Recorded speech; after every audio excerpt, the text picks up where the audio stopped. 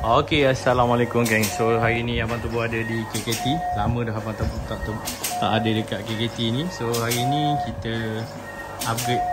Kita tengok produk-produk baru dia. Kita upgrade kita punya ilmu lah. Okay, so ni kita tour dekat kilang. Ni lah dia kilang KKT yang korang tengok tu, yang korang beli, pasang, yang letup-letup api-api tu. Ni lah dia punya kilang dia. Okay, so ni dia punya mesin yang dia top board ni dia punya mesin.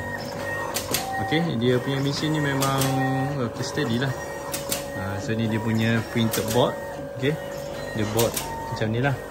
Semua ni bukan barang daripada China Ni bukan daripada China, memang dia in house dekat Thailand. So ni adalah tempat yang dia buat lah.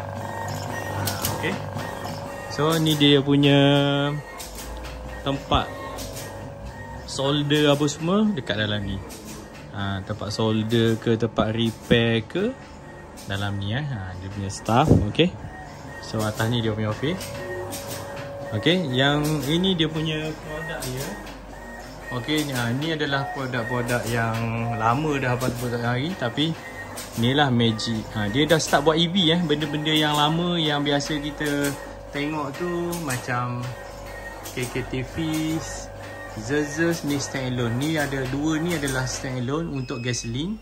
Yang KKT tu compact tu adalah piggyback, smart piggyback jadi yang ini dia punya wideband.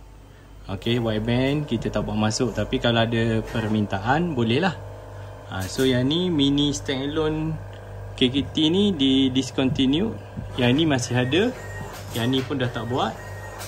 Yang ini model lama. Okey, ni yang 2.1 version. Ni 32 bit. Ni untuk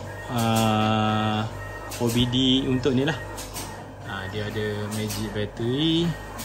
Produk ni untuk controller, untuk apa tu, EV.